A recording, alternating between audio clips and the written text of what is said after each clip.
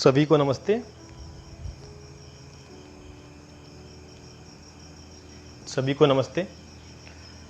दीर्घ कथा गया विभाग में आप सभी का स्वागत है। गया विभाग के द्वारा आयोजित दीर्घ कथा सप्ताह में कथा श्रृंखला का आयोजन होता है, जिसमें हम लोग प्रतिदिन अलग अलग महापुरुषों की कहानी, उनकी जीवन गाथा और उनको स्मरण करने का हम लोग काम करते हैं। उसी कड़ी में आज आगे बढ़ते हुए हम लोग आज फिर से एक महापुरुष की कहानी सुनेंगे। हम कथा की शुरुआत करते हैं राष्ट्रकवि मैथिली शरण गुप्त जी की एक रचना है, जिसकी 2 पंक्तियों के माध्यम से हम आज की कथा का शुरुआत करेंगे। वो कही थी कि जो भरा नहीं है भावों से, बहती जिसमें रसधार नहीं। जो भरा नहीं है भावों से, बहती जिसमें रसधार नहीं। वो हृदय नहीं है पत्थर है, जिसमें स्वदेश का प्यार नहीं। बहुत ही सुंदर रचना थी।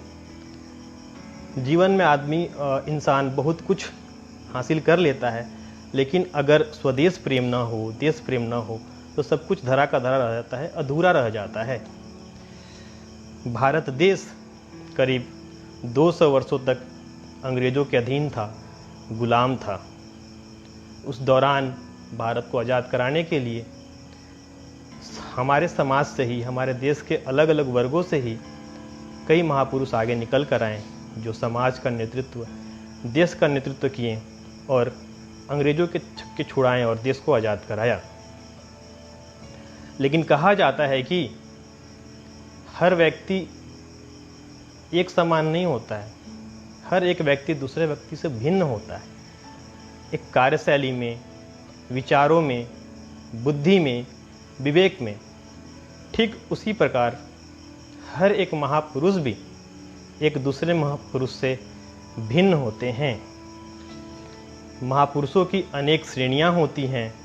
कोई विद्या, कोई बुद्धि, कोई विवेक की दृष्टि से अग्रणी होते हैं, तो कोई परोपकार के लिए समर्पित, अपना जीवन समर्पित, अपना सर्वस्व न्यौछावर करने वाले होते हैं।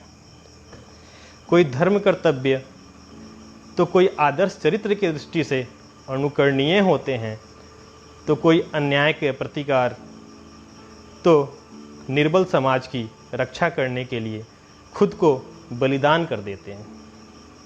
आज हम इस कड़ी में, इस कथा के माध्यम से ऐसे महामानव की कहानी सुनेंगे, जिन्हें संसार का समस्त भौतिक सुख प्राप्त था।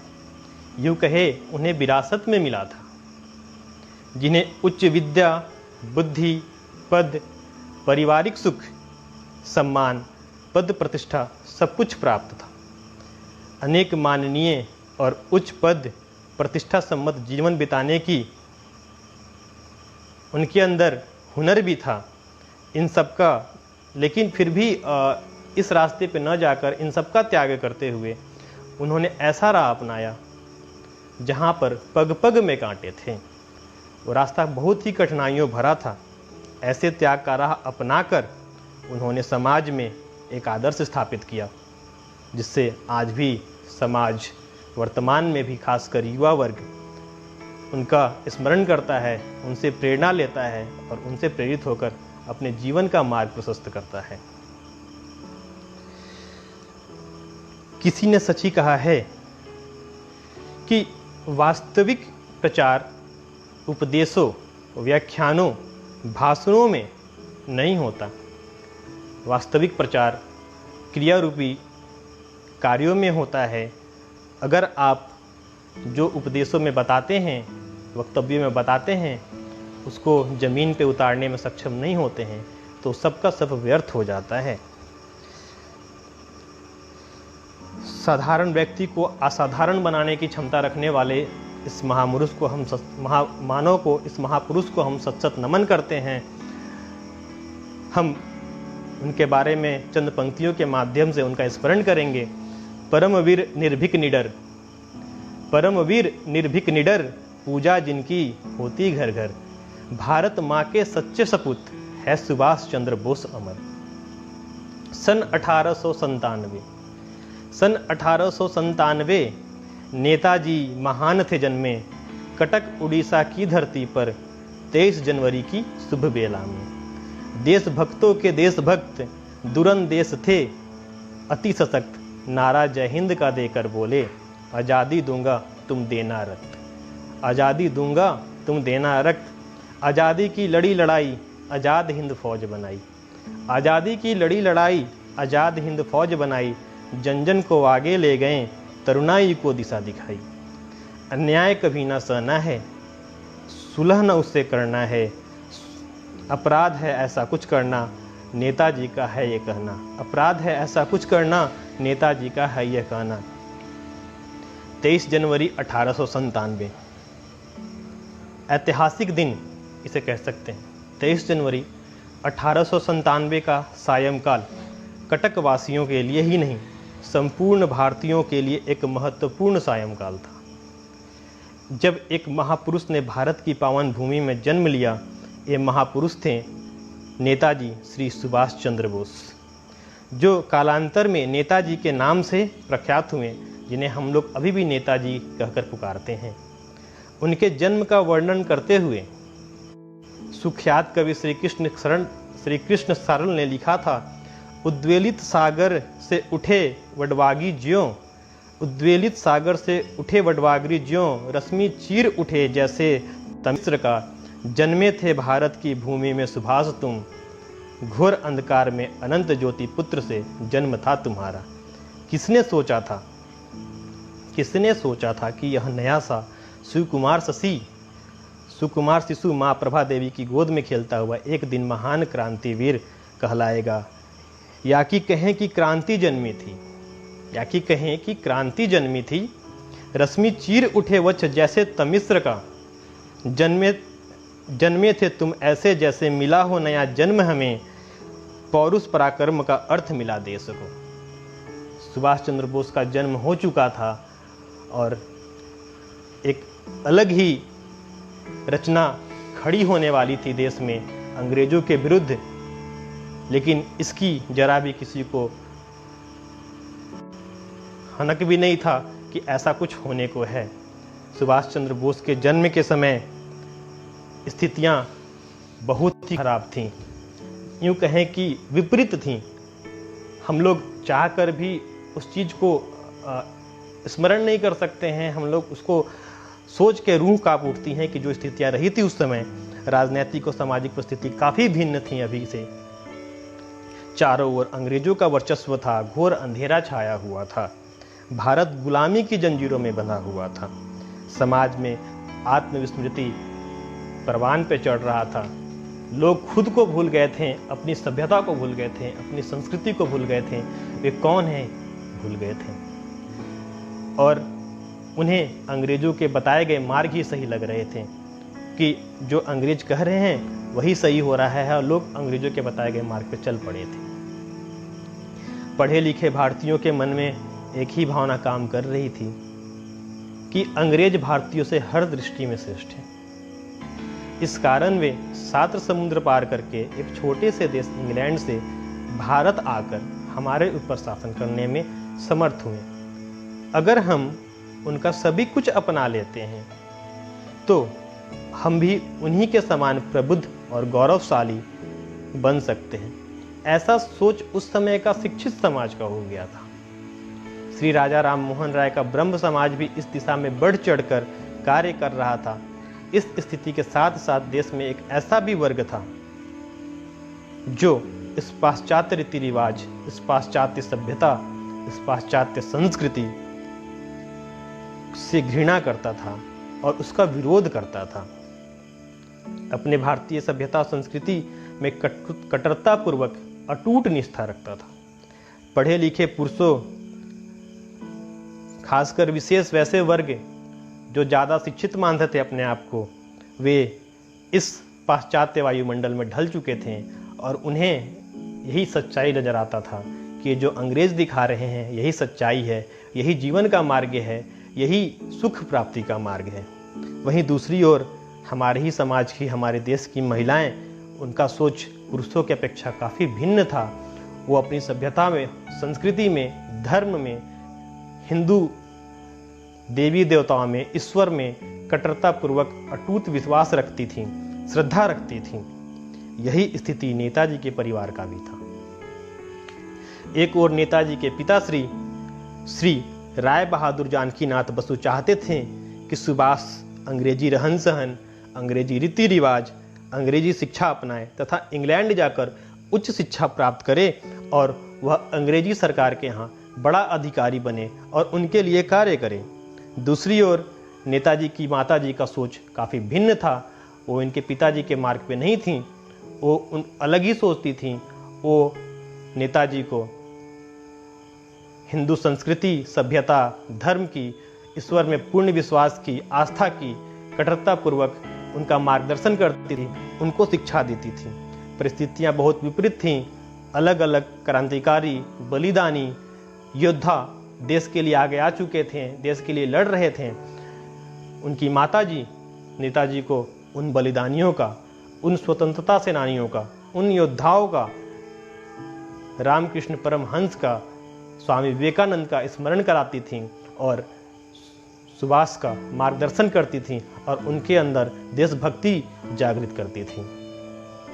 जिस प्रकार शिवाजी के व्यक्तित्व निर्माण में उनकी माता जीजाबाई को श्रेय जाता है, तो इसमें कहना गलत नहीं होगा कि सुभाष चंद्र बोस जी के व्यक्तित्व निर्माण में उनकी माता प्रभावती देवी जी का भी श्रेय है और उन्हीं के बताए मार्गों से वे प्रेरित होकर देशभक्ति की भावना जागृत करके वो देश के लिए अपना सर्वस्व न्यौछावर करने के लिए तैयार हो गए। सुभाष चंद्र बोस की प्राथमिक शिक्षा के लिए कटक में एक सरकारी स्कूल में नामांकन करा दिया गया, जहां उन्होंने एक प्रतिभाशाली छात्र के रूप में शिक्षा प्राप्त कर ली। सुभाष चंद्र बोस के पिता एक वकील थे, साथ साथ वे ब्रह्म समाज के अनुयायी थे और एक समाज सुधारक थे। वे इस बात में विश्वास रखते थे कि अंग्रेजों के द्वारा दी जाने वाली शिक्षा ही सर्वोच्च शिक्षा है और वास्तविक शिक्षा है। उस समय कलकत्ता विश्वविद्यालय शिक्षा का प्रमुख एवं आदर्श केंद्र बना जाता था। सुभाष ने कटक में पहले बैप्टिस्ट मिशन के प्रोटेस्टेंट स्कूल और बाद में रेवेंसा कॉलेज से अपनी शिक्षा पूरी की। रेवेंसा कॉलेज में सुभाष वहाँ के प्रधानाध्यापक श्री बेनी माधव के संपर्क में आए।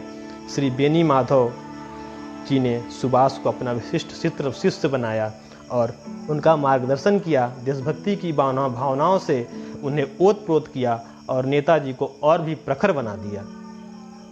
सुभाष अपने जीवन पर्यंत इस अध्यापक के प्रति श्रद्धावंत हैं, क्योंकि उन्हीं के बताए मार्ग, उन्हीं के द्वारा देशभक्ति का जागरण से वे एक प्रखर राष्ट्रभक्त के रूप में निखरे थे और देश को समर्पित होते हुए वो देश सेवा में लग गए थे। रेवेंसा कॉलेज से पढ़ाई पूरी करने के बाद उनको कलकत्ता के प्रेसिडेंसी कॉलेज में सन 1913 में नामांकन करा दिया गया। उच्च शिक्षा के लिए उन्हें 1913 में कलकत्ता के प्रेसिडेंसी कॉलेज में नामांकन कराया गया। प्रेसिडेंसी कॉलेज में अमूमन सरकार परस्त लोगों के बच्चे ही शिक्षा प्राप्त करते थे। यूँ कहें कि वैसे भारतीय जो पैसे वाले थे, अमीर थे, जो अंग्रेजों के द्वारा बताया हुआ मार्गों को अपना लिए थे, वैसे लोगों के बच्चे प्रेसिडेंसी कॉलेज में ही शिक्षा ग्रहण करते थे और वे अंग्रेजी सभ्यता, संस्कृति, वहाँ के रीति रिवाज को सीखने के लिए उन सभी बच्चों के बीच में होड़ लगी हुई थी। जब सुभाष वहाँ पहुँचे तो ऐसा देख कर वो खुद को अकेला पाएँ और इन सारी जो सामने भयावह दृश्य दिख रहा था, इससे वो काफ़ी विचलित हो उठे, भयभीत हो उठे कि ये क्या हो रहा है। अगर हमारे देश के युवा ही इस तरह से मार्ग भटकते जाएंगे तो अंग्रेज़ों का पकड़ हमारे देश पे और मजबूत होता जाएगा और हमारा आज़ाद होना मुश्किल होता जाएगा। लेकिन सुभाष एक अलग ध्येय के साथ वहाँ गए थे। एक दिन ब्रिटिश प्रधानाचार्य मिस्टर F.E. ओटन ने अपने लेक्चर में भारतवासियों के प्रति कुछ भद्दे और अपमानजनक शब्दों के प्रयोग किए, जिसे सुनकर सुभाष चंद्र बोस आग बबूला हो गए। उनसे नहीं रहा गया, वे खुद को रोक नहीं पाए और उसी समय जिस समय उनके द्वारा भद्दे अपमानजनक कमेंट किए गए, बातें कही गई भारतवासियों के लिए, उसी समय उन्होंने खुलकर उनका विरोध किया, जिसके बाद उस विरोध के चलते उनको प्रेसिडेंसी कॉलेज से निष्कासित कर दिया गया। सुभाष का परिवार अंग्रेजी शिक्षा को लेकर पक्षपाती था। उनका मानना था कि अंग्रेजी बस एक भाषा नहीं है। सुभाष के पिताजी ये मानते थे कि अंग्रेजी बस एक भाषा नहीं है, अंग्रेजी एक ज्ञान है और उसके बिना जीवन अधूरा है, उच्च पद की प्राप्ति नहीं हो सकती है, जीवन में बंदा कुछ कर नहीं सकता है। ऐसी भावना उनके पिताजी के साथ था। उनके अंग्रेजी शिक्षा की प्राप्ति ऐसी धारणा के चलते परिवार के दबाव में, पिताजी के दबाव में, परिवार के दबाव में अंग्रेजी शिक्षा ग्रहण करने के लिए प्रथम विश्व युद्ध की समाप्ति के कुछ सप्ताह पूर्व इंग्लैंड में ICS, हम सभी जानते हैं कि ICS उत्तीर्ण हुए थे नेताजी, और वे प्रथम विश्व युद्ध की समाप्ति के कुछ सप्ताह पूर्व इंग्लैंड में ICS, जो कि उस समय भारतीयों के लिए ब्रिटिश साम्राज्य में उच्चतम शिक्षा थी, जो उच्चतम स्थान प्राप्त करने के लिए उसे उच्चतम योग्यता मानी जाती थी। इस शिक्षा को प्राप्त करने के लिए सुभाष को इंग्लैंड भेज दिया गया। सुभाष इंग्लैंड नहीं जाना चाहते थे। पिता के कहने पर उन्होंने एक बार अपने पिता का विरोध भी किया कि मैं इंग्लैंड नहीं जाऊंगा, मैं वहाँ जाके नहीं पढ़ाई करूंगा, जो हमारे देश को गुलाम बनाया है, हमारे देश को अपने अधीन रखा है, मैं उसके यहाँ पढ़ाई करके उसके यहाँ की नौकरी नहीं कर सकता। तब उनके पिताजी ने उन्हें कह दिया कि तुम जीवन में कुछ नहीं कर सकते हो, तुम न पढ़ सकते हो, न कुछ बन सकते हो, जीवन में तुम्हारा कोई ध्येय नहीं है, तुम्हारा कोई लक्ष्य नहीं है, इसलिए तुम शिक्षा से भागते हो। ये बात नेताजी को लग गई और अपना योग्यता, अपनी क्षमता सिद्ध करने के लिए, पिताजी के बातों को गलत साबित करने के लिए नेताजी इंग्लैंड चले गए कैम्ब्रिज विश्वविद्यालय में शिक्षा ग्रहण करने के लिए। वहाँ भी गए तो जो दृश्य प्रेसिडेंसी कॉलेज में उन्हें देखने को मिला था, उससे भी भयावह दृश्य उन्हें इंग्लैंड में देखने को मिला, जहाँ भारतीय छात्र शिक्षा ग्रहण करने के साथ साथ उन गोरे छात्रों के साथ में बैठ के हंसी ठिठोली करना, खाना खाना, सिनेमा देखना, जैसे खेल कूद करना हरकतें कर रहे थे। तो इस बात से भी काफ़ी व्याकुल हुए नेताजी, विचलित हो गए कि हमारा देश कैसे आज़ाद होगा जब हमारे युवा उन लोगों के साथ घुल मिल के रह रहे हैं जो हमें गुलाम बनाए हुए हैं, हमें जकड़ते जा रहे हैं, लेकिन फिर भी हम समझ नहीं रहे हैं। स्थितियां काफ़ी विपरीत थीं। नेताजी वहाँ पे खुद को जैसे तैसे संभाले, क्योंकि खुद को अकेला पाए थे। वहाँ पे कोई इनके जैसा नहीं था, सब उसी अंग्रेजी रीति रिवाज में ढल चुके थे। ये साधारण व्यक्तित्व के व्यक्ति खुद को वहाँ संभालते हुए विपरीत परिस्थितियों में कुछ ऐसे विषय भी मिल जाना जिनका ज्ञान नेताजी को नहीं था, फिर भी कड़ी मेहनत करते हैं और ICS की परीक्षा उत्तीर्ण करते हैं। ICS की परीक्षा उत्तीर्ण करना नेताजी के लिए कोई बड़ी बात ना था, लेकिन सबसे ज़्यादा आश्चर्यचकित नेताजी तब होते हैं जब उन्हें पता चलता है कि वो ICS परीक्षा के टॉप रैंक होल्डर्स में से एक हैं और चतुर्थ स्थान, 4th रैंक प्राप्त किया। ICS की पढ़ाई के लिए 15 सितंबर 1919 को नेताजी इंग्लैंड गए थे। उनके इंग्लैंड जाने के ठीक कुछ महीने पहले ही पंजाब में जालियांवाला बाग हत्याकांड हुआ था। 15 सितंबर 1919 को नेताजी का जाना हुआ था और अप्रैल 1919 में जालियांवाला बाग हत्याकांड घटना घटी थी। और उनके पढ़ाई के दौरान 2 वर्षों तक जब वो इंग्लैंड में रह के पढ़ाई किए तो भारत में अंग्रेजों का अत्याचार और बढ़ गया था और अंग्रेज अपना साम्राज्य फैलाने में और सफल हो गए थे। एक और उच्च शिक्षा प्राप्त करने के बाद नेताजी के ऊपर पिताजी का दबाव था। पिताजी चाहते थे कि सुभाष उच्च शिक्षा प्राप्त कर लिया है, अब वो अंग्रेजी हुकूमत के अंतर्गत उच्च अधिकारी बने और उनके लिए काम करे और देश का सेवा करे। लेकिन ये नेताजी के लिए देश सेवा नहीं था, अंग्रेजों का सेवा था। नेताजी चाहते थे देश का सेवा करना, जो कि उच्च अधिकारी बन के संभव नहीं था। वो अपने पिताजी से थोड़ा सा भिन्न सोचते थे, अपने देश को विदेशियों से आज़ाद कराने को व्याकुल थे। ऐसे में जिनसे अपना देश को आज़ाद कराना हो वैसे में उसी हुकूमत का नौकर बनना सुभाष को मंजूर नहीं था।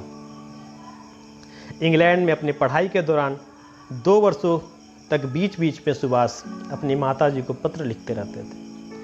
उनके पत्र से सुभाष का मन स्थिति पता लगता है कि सुभाष की मन स्थिति क्या थी। भारत में रह के उनकी मानसिक स्थिति उस तरह नहीं बदली थी जो 2 वर्षों में इंग्लैंड में रहने के बाद बदली थी। वहाँ की व्यवस्था, वहाँ की रीति रिवाज, वहाँ की सभ्यता देखने के बाद बदली थी। उनकी माताजी को धीरे धीरे एहसास हो रहा था कि सुभाष देशभक्ति में लीन हो गए हैं और हो सके वो आगे चलकर ऐसे ही कोई कदम उठाएंगे जिसमें कहीं ना कहीं देश का हित होगा, समाज का हित होगा। उस समय बंगाल में देशबंधु चित्तरंजन दास उच्च कोटि के नेता माने जाते थे। अपनी शिक्षा के अंतिम वर्ष में सुभाष चंद्र देशबंधु दास के नियमित पत्र का व्यवहार करते थे, पढ़ते थे। श्री दास सुभाष को हमेशा यही प्रेरणा देते रहे थे कि सरकारी नौकरी करके अंग्रेजों की गुलामी स्वीकार न करें। अगर हम सरकारी नौकरी करते हैं तो अंग्रेजों का गुलामी होगा और हम अंग्रेजों के लिए काम करेंगे, ना कि देश के लिए। अतः इंग्लैंड से लौटने से पूर्व उन्होंने ICS से त्याग पत्र दे दिया। उन्हें स्वीकार नहीं थी अंग्रेजों की गुलामी, उन्होंने त्याग पत्र दे दिया और 16 जुलाई 1991 को बंबई में उतरकर अपनी मातृभूमि को श्रद्धापूर्वक प्रणाम किया। इंग्लैंड से लौटने के बाद श्री सुभाष ने निश्चय किया था कि किसी कॉलेज में प्राध्यापक बन जाएंगे, किसी नवनियुक्त विद्यार्थियों को देशभक्ति की शिक्षा देंगे, उनके अंदर देशभक्ति की चिंगारी उत्पन्न करेंगे तथा समाचार पत्रों में लेख लिखकर देश में देशभक्ति की भावना जगाएंगे। ऐसा निश्चय कर लिए थे। उन्होंने श्री दास को अपने एक पत्र के माध्यम से, देशबंधु दास को अपने एक पत्र के माध्यम से सेवा के अपने विकल्पों के बारे में एक पत्र लिखा और परिचित कराया। जो कि सुभाष के निश्चय थे वो इस प्रकार हैं। प्रथम निश्चय उन्होंने किया था, मैं किसी राष्ट्रीय कॉलेज में, जहां किसी भारतीय के द्वारा वो कॉलेज संचालित होगा, वैसे कॉलेज में अध्यापक बन सकता हूं और अन्य विषयों के साथ साथ पाश्चात्य दर्शन शास्त्र भी पढ़ा सकता हूं। दूसरा निश्चय था, यदि आप अंग्रेजी का दैनिक अखबार निकालते हैं तो उसमें मैं संपादक भी बन सकता हूं। तीसरा निश्चय था, यदि आप कांग्रेस में एक शोध कार्य विभाग की स्थापना करते हैं तो उसमें काम कर सकता हूं, जिससे कांग्रेस की विभिन्न नीतियों के बारे में शोध किया जा सकेगा। चौथा निश्चय था, सहकारी बैंक खोले जाएंगे और उनसे प्राप्त सुविधाओं का उपयोग कर जन समाज में शिक्षा का प्रसार किया जाएगा। और पांचवा विषय था कि अन्य कोई जनहित का कार्य जो आप देश हित में, समाज हित में आपको सही लगता होगा, आप उससे शुरुआत करेंगे तो हम उसमें सहयोग करेंगे। अंत में उन्होंने लिखा कि जन सेवा का अर्थ है गरीबी के उत्थान की शपथ। अतः अनिवार्य व्यवस्था को छोड़कर मैं अपने लिए अन्य भी कुछ मान्यता नहीं चाहूँगा। इसी समय श्री सुभाष ने बहुत बड़ी संख्या में अपनी परिचित, मित्र, अध्यापक, परिवार, रिश्तेदार को अपने अवगत से परिचय कराया। सुभाष के बहुत से पुराने मित्र जो सुभाष के इंग्लैंड जाने से नाराज हो गए थे, वे सुभाष के पत्र पढ़कर सुभाष से मिलने पहुंचे और जिन लोगों को भी सुभाष ने पत्र लिखा था वे धीरे धीरे एक एक करके एकत्रित होने लगे, संगठित होने लगे। 1921 में इंग्लैंड से लौटने से लगभग 1.5 वर्ष पूर्व नागपुर में कांग्रेस का राष्ट्रीय अधिवेशन हुआ था, जिसमें सर्वसम्मति से महात्मा गांधी के आह्वान पर असहयोग आंदोलन का सिद्धांत स्वीकार कर लिया गया था। श्री सुभाष 16 जुलाई को बंबई में जहाज से उतरते ही लेबर्नम रोड पर गांधी जी से मिलने गए और लगातार 1.5 घंटे तक गांधी जी और सुभाष चंद्र बोस में वार्ता हुई। दोनों ने अपने विचारों के आदान प्रदान किए, लेकिन दोनों में 1.5 घंटे के वार्ता के बाद किसी प्रकार की सहमति नहीं बनी। परंतु इसके पश्चात भी कोई निर्णय जब नहीं लिया गया, उसके बाद कलकत्ता पहुंचने के बाद नेताजी देशबंधु चित्तरंजन दास से मिलने गए, जहाँ पे उन्हें दास जी के साथ एक लंबी वार्ता हुआ और उसके पश्चात सुभाष अपने आप को गांधी जी के असहयोग आंदोलन की योजना के लिए समर्पित कर दिए। सुभाष का प्रथम राजनैतिक कार्य दिसंबर 1921 में प्रिंस ऑफ वेल्स के आगमन के विरोध में की गई देशव्यापी हड़ताल को कलकत्ते में सफल बनाने के लिए सक्रिय सहयोग देना था। श्री चित्तरंजन दास और सुभाष के साथ सैकड़ों लोग पुलिस द्वारा बंदी बना लिए गए थे। यह श्री सुभाष की प्रथम जेल यात्रा थी। श्री सुभाष चंद्र बोस अपने पूरे जीवन काल में कुल 12 बार जेल यात्राएं की। उस समय पूरे देश में असहयोग आंदोलन पूरे जोर शोर से चल रहा था। वाइसराय लॉर्ड रीडिंग ने आंदोलन को शांत करने के लिए सन 1922 में गांधी जी के साथ बात करने के लिए पेशकश की और प्रमुख नेताओं ने उस वार्ता के बाद शेष असहयोगियों को जेल से मुक्त करा दिया, जिसमें श्री चित्तरंजन दास जेल में ही रहे, लेकिन सुभाष चंद्र बोस जेल से मुक्त कर दिए गए। सुभाष चंद्र बोस जिस समय जेल से छूटे, उस समय उत्तरी बंगाल बाढ़ के विभीषिका में भयंकर रूप से डूबा हुआ था। श्री सुभाष चंद्र बोस सर पीसी रे के साथ बाढ़ पीड़ितों के सहायता के लिए जोर शोर से जुट गए। स्वराज पार्टी ने बंगलार कथा नामक दैनिक समाचार पत्र प्रारंभ किया और सुभाष उसके संपादक भी बनाए गए। सुभाष को स्वराज पार्टी का मंत्री भी बनाया गया था। इसी समय कलकत्ता कॉरपोरेशन के चीफ एग्जीक्यूटिव ऑफिसर भी सुभाष को बनाया गया। श्री चित्तरंजन दास कलकत्ता कॉरपोरेशन के प्रथम मेयर चुने गए थे। अपने पद का सदुपयोग कर सुभाष ने जनता के हित की बहुत सी योजनाएं बनाई और कलकत्ते की जनता को सुख पहुंचाने एवं सेवा करने में कोई कसर नहीं छोड़ी। उनकी ख्याति दूर दूर तक पूरे देश में फैल गई और वे एक कुशल प्रशासक के रूप में पहचाने जाने लगे। सन 1925 में अल्प बीमारी के पश्चात श्री चित्तरंजन दास की मृत्यु हो गई। अब श्री सुभाष चंद्र बोस कांग्रेस और स्वराज पार्टी के सबसे बड़े नेता थे। श्री सुभाष को षड्यंत्र के तहत बंदी बना लिया गया था और बर्मा के मांडले जेल में स्थानांतरण कर दिया गया था। 2.5 वर्षों के बाद खराब स्वस्थ रहने के बाद सुभाष को जेल से मुक्त कर दिया गया। जब सुभाष बाहर आए तो सुभाष को बंगाल प्रदेश कांग्रेस कमेटी का अध्यक्ष चुन लिया गया। इस समय सारा देश साइमन कमीशन के भारत आगमन पर आक्रोशित था। साइमन कमीशन भारतीयों के लिए कुछ सुविधाएं, कुछ ऐसे सुझाव लेकर आया था जिसका राजनीतिक दृष्टि से कोई महत्व नहीं था।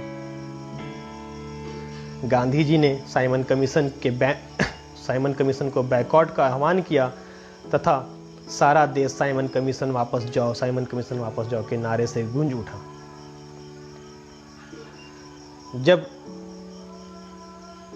नारों की बात करते हैं तो सुभाष के द्वारा भी आज़ादी की लड़ाई में कई नारे दिए गए। उनके द्वारा देश को एकजुट करने के लिए कई नारा दिया गया। उनके सभी नारों में जो सबसे प्रमुख नारा है, जो अभी भी हम युवाओं के मुख पे होता है, तुम मुझे खून दो मैं तुम्हें आज़ादी दूंगा, तुम मुझे खून दो मैं तुम्हें आज़ादी दूंगा। ऐसी अनगिनत घटनाएं हैं जिसका नेतृत्व सुभाष चंद्र बोस आज़ादी की लड़ाई में की। सुभाष चंद्र के नेतृत्व में घटित सभी घटनाओं के बीच सबसे प्रमुख घटना है आज़ाद हिंद फौज का गठन। आज़ाद हिंद फौज के नाम से अभी भी हम लोग नेताजी का स्मरण करते हैं। नेताजी को सिंगापुर पहुंचने के पूर्व ही जापानियों द्वारा भारतीय युद्धबंदियों को रास बिहारी बसु की सहायता से संगठित कर युद्ध में अंग्रेजों के विरुद्ध युद्ध में उनका उपयोग करने की योजना बन चुकी थी। इस योजना के अंतर्गत 15 फरवरी 1942 को सिंगापुर में अंग्रेजों की करारी हार के पश्चात 2 दिन बाद ही कर्नल मोहन सिंह के नेतृत्व में आज़ाद हिंद फौज का निर्माण हो चुका था। आज़ाद हिंद फौज के निर्माण से पहले सन 1940 जून महीना में सुभाष चंद्र बोस एक बार राष्ट्रीय स्वयंसेवक संघ के कार्यालय गए थे, जहां वो डॉक्टर हेडगवार जी, डॉक्टर साहब जो राष्ट्रीय स्वयंसेवक संघ के संस्थापक थे और प्रथम सरसंघचालक थे, उनसे मिलने की आशा से वे संघ कार्यालय गए थे, क्योंकि उसके पूर्व में 2 बार वे संघ के वर्गों में अतिथि और दर्शकों के रूप में गए हुए थे, जहां जाकर वो संघ की कार्यपद्धति और उनके अनुशासन से काफ़ी आकर्षित हुए थे। वे डॉक्टर साहब से एक आशा लेकर गए थे कि आज़ादी की लड़ाई में हम एक मिलकर एक योजना बना सकते हैं, एक ध्येय निर्धारित कर सकते हैं और एक योजना के तहत एक कार्य कर सकते हैं। लेकिन जब वे डॉक्टर साहब से मिलने गए तो पता चला कि डॉक्टर साहब का स्वास्थ्य थोड़ा खराब है, वो मिलने में सक्षम नहीं है। सुभाष चंद्र बोस बाहर से उनको प्रणाम करते हुए और ईश्वर से उनके अच्छे स्वास्थ्य की कामना करते हुए वहाँ से चल पड़े, ये कहते हुए कि हम लौटेंगे, जब उनका स्वास्थ्य ठीक हो जाएगा तो उनसे मिलेंगे और आगे की कार्य योजना की तैयारी करेंगे। लेकिन उसी महीने की 21 तारीख को डॉक्टर साहब का निधन हो गया और वे डॉक्टर साहब के साथ मिलकर कोई बड़ी योजना नहीं बना सके। उसके बाद 1942 में 15 फरवरी 1942 को सिंगापुर में अंग्रेजों की करारी हार के पश्चात 2 दिन बाद ही कर्नल मोहन सिंह के नेतृत्व में आज़ाद हिंद फौज का निर्माण हो चुका था। अंग्रेजों ने भारतीयों को कभी भारतीय सेना की उच्च श्रेणी नहीं दी थी। जो उस समय भारतीय सेना की जो उच्च श्रेणी का जो पद था, उसको किंग कमीशन के नाम से जाना जाता था, जो कि कभी भारतीय सेना के किसी जवान को नहीं दिया जाता था। सभी भारतीयों को जेसीओ मतलब जूनियर कमांडिंग ऑफिसर, जिसको हिंदी में सूबेदार मेजर कहते थे, वही सबसे बड़ा पद भारतीयों के लिए होता था। लेकिन आज़ाद हिंद फौज के बनने के बाद पहला काम अंग्रेजों द्वारा यह हुआ कि उन्होंने जेसीओ का पद समाप्त कर दिया और सभी भारतीय सैनिकों और अधिकारियों को किंग कमीशन का पद प्रदान किया, उच्च पद प्रदान किया। इसके तुरंत बाद टोक्यो में एक सम्मेलन बुलाया गया, जिसमें भारत के 2 निर्वासित क्रांतिकारी राजा महेंद्र प्रताप एवं रास बिहारी बसु, सैनिक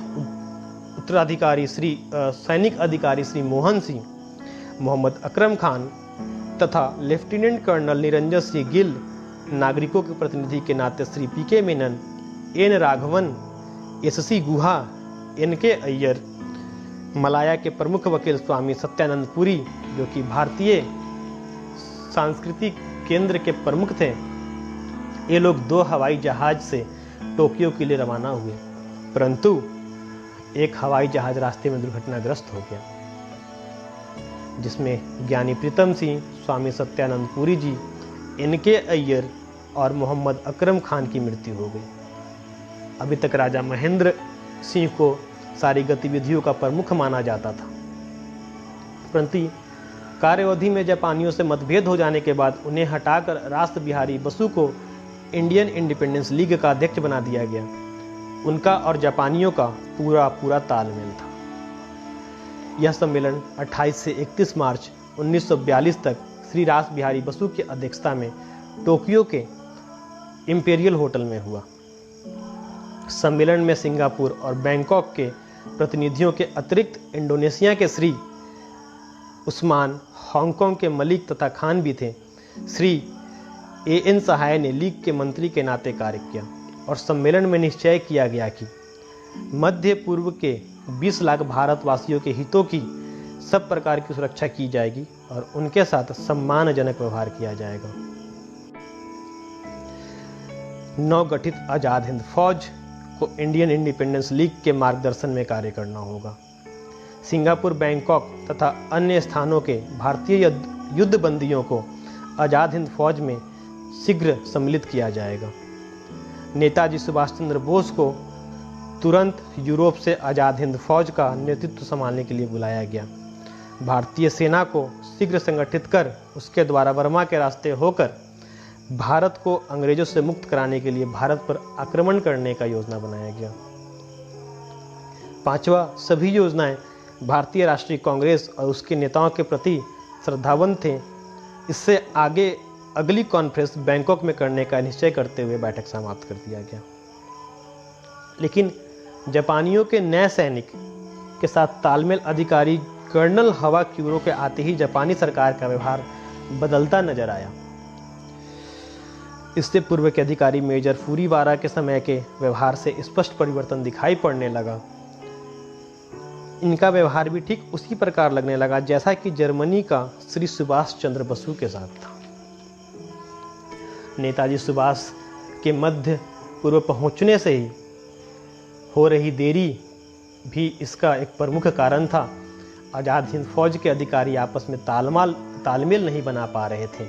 नेताजी के पहुंचने के देरी के चलते आज़ाद हिंद फौज के अधिकारी आपस में तालमेल नहीं बना पा रहे थे। आज़ाद हिंद फौज को जापान से अपेक्षित सहायता भी प्राप्त नहीं हो पा रहा था। अतः इन सभी बातों का स्वाभाविक परिणाम यह हुआ कि भयंकर निराशा से ग्रस्त मेजर जनरल मोहन सिंह ने 21 दिसंबर 1942 को प्रथम आज़ाद हिंद फौज को भंग कर दिया गया, जो कि भारतीय सुभाष चंद्र बोस के लिए एक मायूसी का ये विषय था। लेकिन ये माना जा सकता है कि अगर नेताजी आज़ाद हिंद फौज के गठन से पहले सिंगापुर पहुंच गए होते तो ऐसी कोई परिस्थिति नहीं उत्पन्न होती। लेकिन नेताजी की पहुंचने में देरी के कारण वहाँ पे मोहन सिंह के नेतृत्व में संगठन बन गया था, और जिसके बाद कुछ कारणों से आपसी तालमेल खराब होने से आज़ाद हिंद फौज को भंग करना पड़ गया।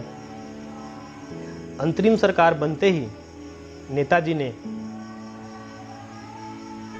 जापान के अंतरिम सरकार बनते ही नेताजी ने हांगकांग, संघाई, मलाया, मनीला, जावा, सुमात्रा का दौरा किया।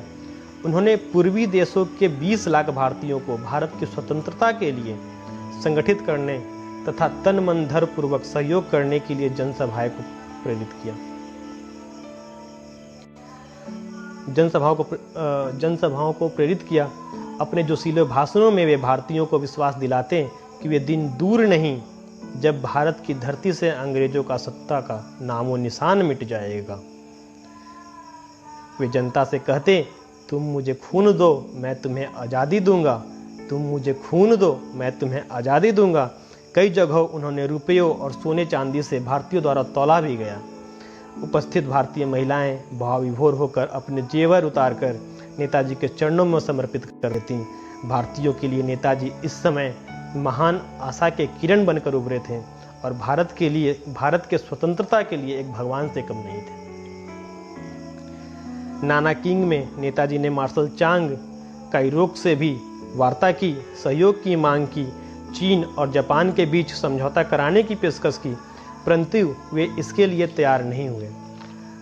प्रथम आज़ाद हिंद फौज को भंग होने के बाद द्वितीय आज़ाद हिंद फौज का गठन हो गया था, जो नेताजी के सिंगापुर आगमन पर दोबारा अस्तित्व में आया था। और एक प्रकार से द्वितीय आज़ाद हिंद फौज कहा जा सकता है। प्रथम आज़ाद हिंद फौज जो किसी तालमेल के कारण भंग हो गया था, उसके बाद नेताजी के सिंगापुर आगमन के पश्चात दोबारा आज़ाद हिंद फौज का गठन हुआ, जिसको द्वितीय आज़ाद हिंद फौज के नाम से भी जाना गया। उसके नेताजी सुभाष चंद्र बोस प्रधान सेनापति थे। 26 अगस्त 1943 को नेताजी ने आज़ाद हिंद फौज का चार्ज लिया और उस दिन उन्होंने अपने भाषण में कहा कि मैं भारतीयों के बल पर भारत को स्वतंत्र कराऊंगा। मैं भारतीयों के बल पर भारत को स्वतंत्र कराऊंगा। आज़ाद हिंद फौज एक ऐसे स्टीम रोलर का काम करेगी जिसके नीचे कुचलकर आज़ाद हिंद फौज एक ऐसे स्टीम रोलर का काम करेगी जिसके नीचे कुचलकर भारत की ब्रिटिश सत्ता चकनाचूर हो जाएगी।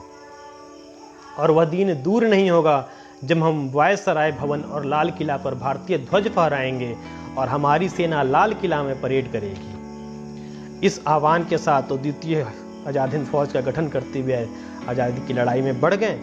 इधर अंतरिम सरकार बन जाने पर जापानियों ने अंडमान एवं निकोबार द्वीप की सत्ता भारत को सौंप दी थी। नेताजी ने दोनों द्वीपों का दौरा किया, उन्हें क्रमशः शहीद और स्वराज द्वीप का नाम दिया। यहाँ भी नेताजी का भव्य स्वागत हुआ और उन्होंने विशाल सार्वजनिक सभाओं में भाषण देकर वहाँ भी आशा की किरण जगाने का काम किया। आज़ाद हिंद फौज का भारत की स्वतंत्रता में योगदान का यदि निष्पक्ष आकलन किया जाए तो कुछ दूसरा ही निष्कर्ष निकलता है। सन 1942 के भारत छोड़ो आंदोलन के पश्चात गांधी जी के नेतृत्व में चलने वाला स्वतंत्रता संग्राम पूरी तरह कुचल दिया गया था। अंग्रेज बड़े मार्मिक तरीके से उसको खत्म कर दिए थे। कांग्रेस के सभी बड़े नेता जेल में बंद हो गए थे और चारों तरफ शमशान जैसी पूर्ण शांति थी, घनघोर अंधेरा छाया हुआ था। अपने को ना कोई कांग्रेसी कहने को तैयार था, न गांधी कहने को तैयार था, न कोई गांधी टोपी में दिखता था। 1946 में युद्ध के समाप्ति के तुरंत बाद बंबई का नौसैनिक विद्रोह और आज़ाद हिंद फौज के संघर्ष ने ब्रिटिश साम्राज्यवाद के छक्के ही नहीं छुड़ाए, उसकी चूल्हे हिला के रख दी।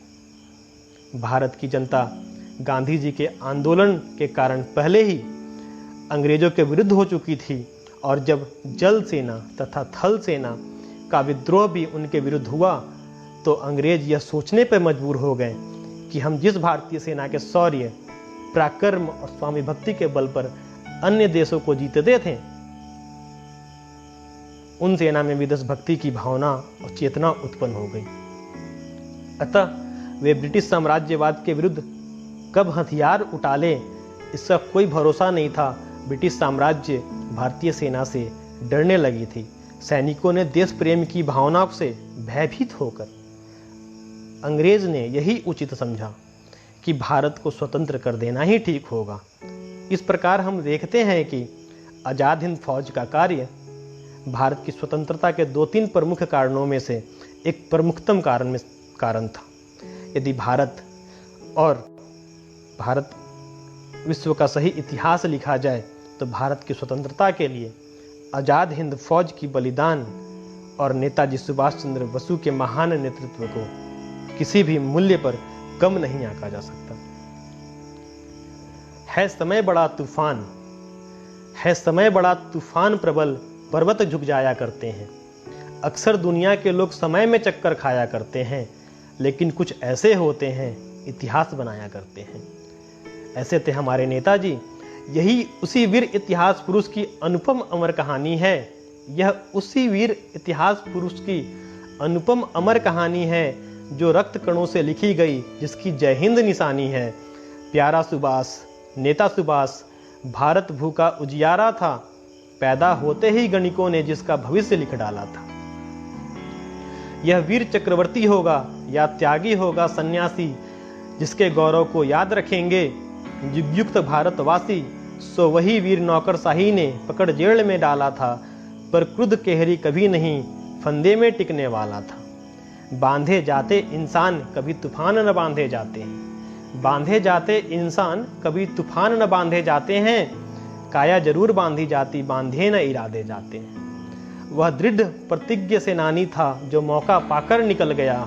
वह पारा था अंग्रेजों की मुट्ठी में आकर फिसल गया। जिस तरह धृत दुर्योधन से बचकर यदुनंदन आए थे, जिस तरह शिवाजी ने मुगलों के पहरेदार छकाए थे, बस उसी तरह यह तोड़ पिंजरा तोते सा बेदाग गया। जनवरी माह सन 41 मच गया शोर, वह भाग गया। वे कहाँ गए, वे कहाँ रहे, यह धूमिल अभी कहानी है। हमने तो उसकी नई कथा आज़ाद हिंद फौज से जानी है। वे कहाँ गए, वे कहाँ रहे, यह धूमिल अभी कहानी है। हमने तो उसकी नई कथा आज़ाद हिंद फौज से जानी है। हम अंत में नेताजी का स्मरण करते हैं, उन्हें नमन करते हैं और अपनी वाणी को विराम देते हैं। सभी को नमस्ते।